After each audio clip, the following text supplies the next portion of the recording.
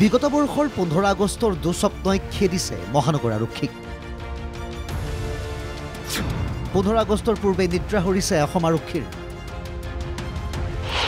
চোৰাংচোৱাৰ খবৰে খলকনিৰ সৃষ্টি কৰিছে ৰাজ্যৰ গৃহ বিভাগত অসম আৰক্ষীৰ বিশেষ শাখা আৰু চোৰাংচোৱাৰ হাতলৈ অহা এটা খবৰ লাভৰ পাছতে ৰাজ্যৰ গৃহ বিভাগত খলকনি লাগিছে ঠায়ে ঠায়ে তালাচী নাকা চেকিং লক্ষ্য কুটাঘাতকাৰী 2024 বৰ্ষৰ স্বাধীনতা দিৱসৰ যেন পুনৰাবৃত্তি নঘটে কোনো নিষিদ্ধ ঘোষিত সংগঠনে যাতে কতো সংস্থাপন কৰিব নোৱাৰে বোমা বা আন বিস্ফোৰক সামগ্ৰী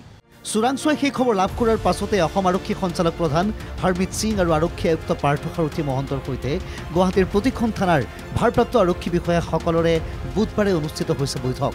ৰাজ্যৰ আন জিলাসমূহৰ OC সকলৰেও সঘনাই বৈঠকত মিলিত হৈছে আৰক্ষী সঞ্চালক প্ৰধান হৰমিত সিং প্ৰতিখন বৈঠকত নিষিদ্ধ সংগঠনৰ সম্ভাৱ্য কুটাঘাতৰ প্ৰতিটো দিশ পৰ্যালোচনা কৰি OC সকলক অধিক সতৰ্ক হৈ থাকিবলৈ আহ্বান ডিজিপি গৰাকীৰ প্ৰতিখন জিলাৰ থানা এলেকাত নাকা চেকিংৰ ব্যৱস্থা কৰা হৈছে সন্দেহজনক লোকক আটক কৰি সোধা পোছাৰ নিৰ্দেশ দিয়া হৈছে আৰু স্পৰ্শকাতৰ এলেকাত সতৰ্কতা অৱলম্বনতো নিৰ্দেশ দিছে ডিজিপি গৰাকীয়ে গুৱাহাটীৰ 4 স্থানকে ধৰি সমগ্ৰ ৰাজ্যৰ মুঠ 25টা স্থানত 2024 বৰ্ষত বোমা সংস্থাপন কৰি আলফা স্বাধীনে দেখুৱাইছিল নিজৰ শক্তি সেই শক্তি যাতে এইবাৰ অক্ষুণ্ণ ৰাখিব নোৱাৰে কোনো কুটাঘাতকাৰীয়ে যাতে